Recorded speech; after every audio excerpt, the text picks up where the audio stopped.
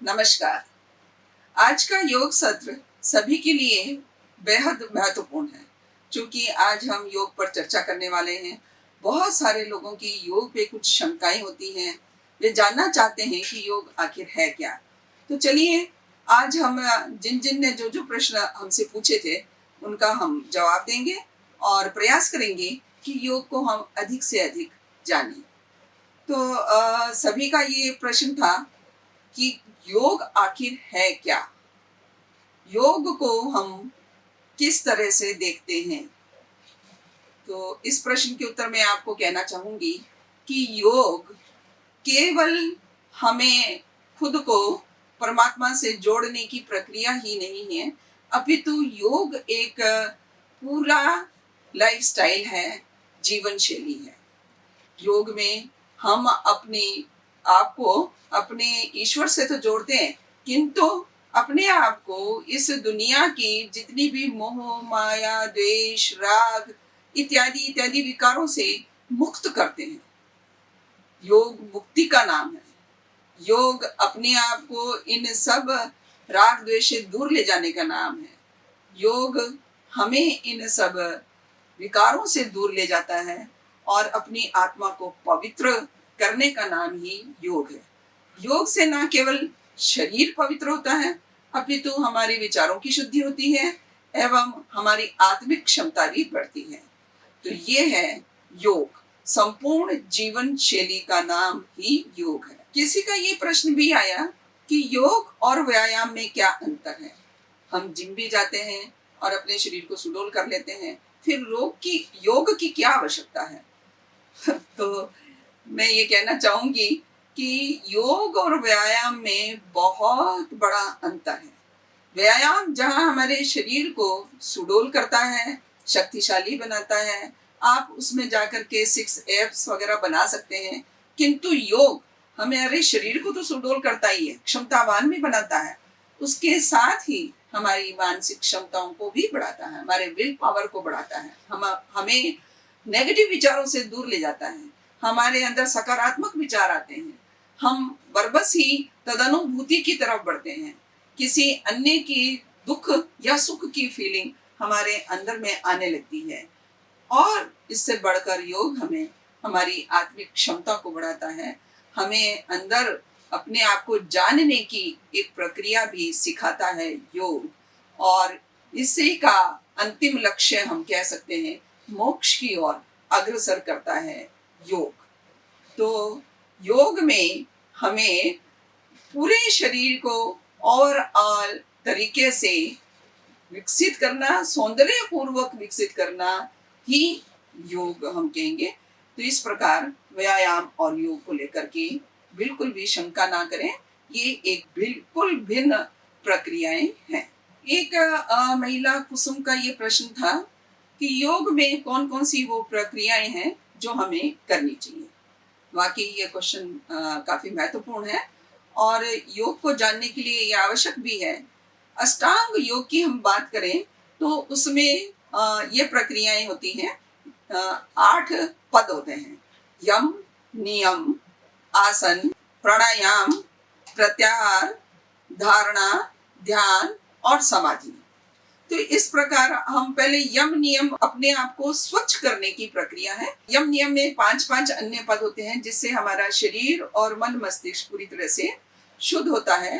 इसमें जितने भी विकार हैं, राग द्वेष, वो दूर होते हैं और साथ ही संतोष, तप, स्वाध्याय की भावना बढ़ती है। इसके बाद हम आसन लेना हमें चाहिए। आसन हम कहते हैं कि शरीर को संतुलित करके एक ही स्थिति में कितनी देर तक आप बैठ सकते हैं या रह सकते हैं उस स्थिति में, उसे हम आसन कहते हैं। आसन का अभ्यास करते रहना चाहिए और इसी से हम आगे चल करके हठ योग वगैरह आसनों की विभिन्न स्थितियों से होती है। ये भिन्न भिन्न प्रकार के, वैसे 82 तरह के आसन विस्तृत रूप में बताए गए हैं। इसके बाद आता है प्राणायाम। प्राणायाम जैसा कि नाम से आपको स्पष्ट हो रहा होगा, प्राणों का आयाम, अर्थात प्राण वायु हमारी ऑक्सीजन है और उसे लेना और छोड़ना, इस प्रक्रिया में हम कितना दूरी रख सकते हैं, अर्थात कितनी देर हम उस वायु को अपने शरीर में रोक सकते हैं और शरीर से बाहर रोक सकते हैं। इस प्रकार से यानी कि पूरक, फिर कुंभक और फिर रेचक, ये 3 प्रक्रियाओं से मिलकर के प्राणायाम बनता है।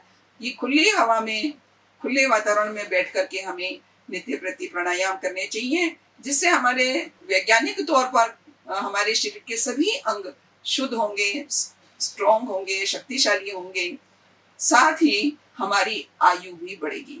कहते हैं ना कि आयु सांसों पर लिखी होती है।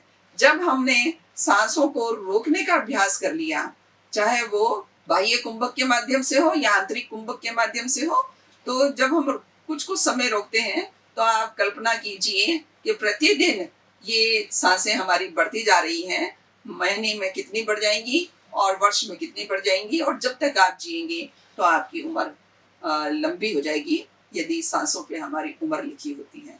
इसके बाद हम चलते हैं प्रत्याहार, धारणा, ध्यान और समाधि की ओर। धीरे धीरे अपने आप को एकाग्रचित करते हुए एक लक्ष्य पर धारणा करना चाहिए, और उसके बाद हम मेडिटेशन यानी ध्यान लगाएं।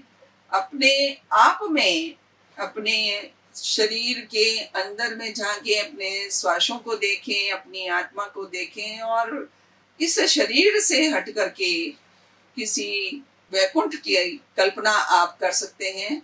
और जब एकाग्रचित होकर आंखें बंद करके ध्यान आप लगाते हैं, तो पहले आपके सांसारिक विचार आते हैं, धीरे धीरे वो दूर होते जाते हैं, और समय लेने के बाद में आप इस संसार से हट करके अपने आप को जानने लगते हैं, अर्थात आप में ज्ञान की बढ़ोतरी होने लगती है। जब हम समाधि में पहुंचते हैं, तब इस शरीर को छोड़ करके और इंसान कहीं भी विचरण करके आ सकता है। पुराने तपस्वी इसी प्रकार समाधि में लीन हो जाते थे, तब तो उनके शरीर के साथ चाहे कबूतर घोंसला बना ले या और कुछ हो रहा हो, उन्हें आभास नहीं होता था, और वो पूरे विश्व ब्रह्मांड में विचरण करके वापस उसी शरीर में आ जाते थे। तो इस प्रकार से योग के ये 8 पद हैं, जिन्हें हमें क्रमशः आगे बढ़ते हुए समाधि की ओर अग्रसर होना चाहिए। अगला प्रश्न गौरव जैन का है। वो पूछते हैं कि आपने ये 8 पद तो बता दिए, लेकिन योग में सुनते हैं कि कुछ शरीर में चक्र भी होते हैं, आप उनके बारे में भी हमें बताइए। जरूर गौरव जी। हम जब बैठते हैं तो सबसे नीचे मूलाधार, यानी कि हमारे जहाँ मल मूत्र त्याग के अंग होते हैं, वहीं पर मूलाधार चक्र होता है, और ये हमारे इसी कामेंद्रियों को नियंत्रित करता है। उसके ऊपर आते हैं तो स्वादिष्टान चक्र होता है, और वैज्ञानिक दृष्टि से देखें तो ये हमारी जननी इंद्रियां अर्थात उनको नियंत्रित करता है। और उससे ऊपर चलते हैं तो मणिपूरक चक्र होता है, जो कि हमारे एड्रिनल ग्रंथि, अग्नाशय ग्रंथि इत्यादि को नियंत्रित करता है। और उससे ऊपर आते हैं सीने पर तो अनाहद चक्र होता है, ये चौथा चक्र है, या ये थाइमस ग्लैंड को नियंत्रित करता है। और थाइमस ग्लैंड इम्यूनिटी बूस्टिंग में एक बहुत अच्छा पार्ट निभाता है। इसी के बाद हम देखें कि गले के अंदर हमारे कंठकूप में विशुद्ध चक्र होता है, जो थायराइड ग्लैंड को कंट्रोल करता है। और उससे ऊपर हम चलते हैं, दोनों भौं के बीच में आज्ञा चक्र होता है, यहीं से हमें संपूर्ण ज्ञान की प्राप्ति हो जाती है। और सबसे ऊपर सहस्त्रार है, लेकिन ये ज्ञान चक्र तक हम सभी अपने चक्रों को क्रमशः विभिन्न आसनों, प्राणायाम और तप के द्वारा जागृत कर सकते हैं। और जैसे जैसे हम जागृत करते हैं, वैसे वैसे ऊर्जा हमारी नीचे से ऊपर की ओर यानी ऊर्ध्वमुखी होती है, और ऊर्जा जितनी ऊर्ध्वमुखी होगी उतना ही हमें सत्य ज्ञान की प्राप्ति होगी। मेरे ख्याल से गौरव जैन संतुष्ट हो गए होंगे अपने प्रश्न का उत्तर पा करके। अगला प्रश्न ज्योति जी का है, और वो पूछ रही हैं कि योग कौन कर सकता है, कैसे स्थान पर करना चाहिए और कब करना चाहिए। ज्योति जी, अब इस योग कब और कहाँ करना चाहिए, ऐसा कोई निश्चित नहीं है। फिर भी ब्रह्म मुहूर्त में किया गया योग ही बेहद लाभप्रद होता है। सुबह जब सूर्य उदय हो, उससे पहले उठ करके अपने शरीर को स्वच्छ कर लें और फिर खुले वातावरण में बैठ करके आप योग साधना करें, तो वो आपको बहुत लाभ देगा। बाकी आप भोजन के कम से कम 4-5 घंटे के बाद योगासन में बैठ सकते हैं और शाम के समय योग कर सकते हैं।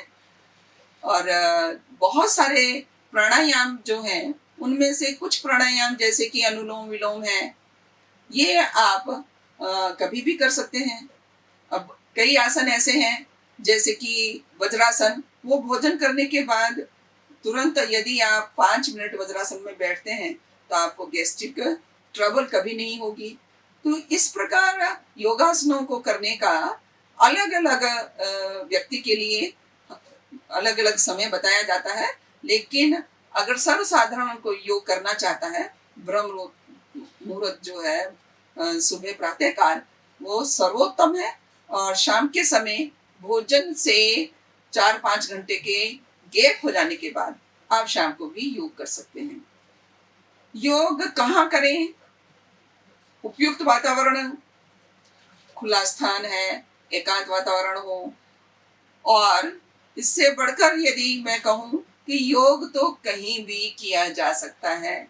जब कभी भी आप अपने आप को संयमित करके अपने आप को अंदर में अपना ध्यान लगा सकते हैं, तो योग कहीं भी किया जा सकता है। एक अंतिम प्रश्न और ले लेते हैं। रेखा जी पूछ रही हैं कि योग के लिए संन्यास लेना आवश्यक है क्या? नहीं रेखा जी, बिल्कुल भी नहीं। संन्यास लेने की बिल्कुल आवश्यकता नहीं है। हर वो कार्य हम योगी रूप में कर सकते हैं, योग साधना समझते हुए कर सकते हैं। गीता में तो कृष्ण जी ने कहा भी है कि कर्म योग कर, और वो योग भी ऐसा कर कि निष्काम कर्म हो, यानी कि उस कर्म में हम फायदा नुकसान के लिए ना करें, अपनी स्वार्थ भावना से ना करें, किसी अहंकार, किसी राग द्वेष से ना करें।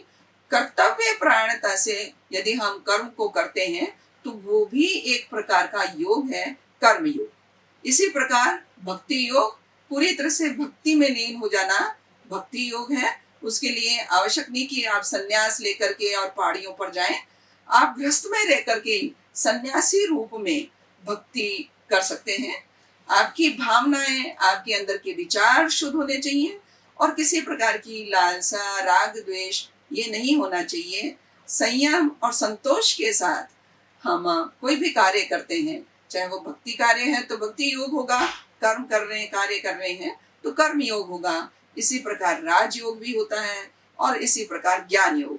ज्ञान योग में हम जब पूर्ण तरह से हमें ज्ञान आ जाता है, जीवन की सत्यता का हम अनुभव कर लेते हैं, तो वो ज्ञान योग कहलाता है।